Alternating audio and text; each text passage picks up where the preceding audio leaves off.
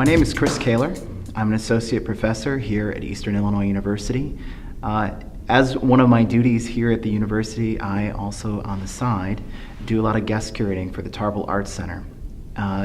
In the last few years, I've been thinking of many different ways to find uses for our new e-gallery space, and one of the things that we've looked at extensively is installation artists that are doing some really fantastic work.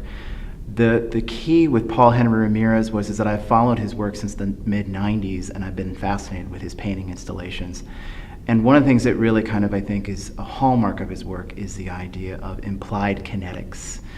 What I love about this kind of idea that he had for this exhibition was the idea of actual kinetics involved in his work. Now we suddenly have an exhibition that is based on the fundamental of spin. It's the idea that we can change the exhibition depending however we want to view it. I think it puts a lot of control into the viewer's hands in terms of changing the whole feel of the show, the atmosphere of the show, and I think it really embraces the sense of fun that Paul Henry Ramirez's work is really based upon. With the three paintings being addition, he had the idea of having 17 of these paintings, obviously repeating the three every three paintings. As we move around the gallery, creating this kind of field of vision of color. He specifically wanted to use intense color that really activated, almost like it gives you a retinal kind of after image, which I think is really quite fascinating. Carrying upon like the Duchampian concept of allowing the viewer to kind of participate with the work and kind of complete the whole cycle of it. Paul had the idea of devising this magnetic system, almost like a lazy Susan that he devised for the back of the painting, so that we would be able to rotate the painting any way that the viewer wants to view the exhibition. The key here is that you'll see the push and pull that is characteristic in his work completely changes depending on how I rotate the painting.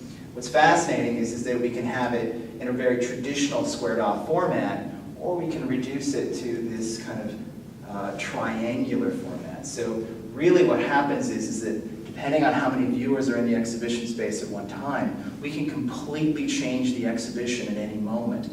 I love the idea that students could come in here and literally every day change the exhibition, change the way things are rotated, and every time you come in here during the course of the exhibition, this actually would be a new show. So it was a wonderful opportunity to get to not only see this show and all of the kind of dynamism of these paintings moving around, but also to get kind of a first-hand look at how he thinks about paintings and to see his thoughts in terms of my own work and how to progress ahead. So the entire show is about him inviting the viewer to be a part of this world, and it was just kind of an amazing experience. He also came to my studio. I got a chance to talk to him, and this was after that I had hung the show, and it really kind of gave me insight into where he was coming from, talking about my work, talking about his work, and it kind of helped us to connect, and that's sort of what he strives for when with this show, he's trying to connect both himself and his work to the viewer. The process of the exhibition has taken 2 years, but really it's been an exciting journey to kind of see how this project evolved. It started with a very definite plan as to something that was similar to a lot of the work that he'd done before, and then it turned into a project that truly was groundbreaking for Paul's whole body of work.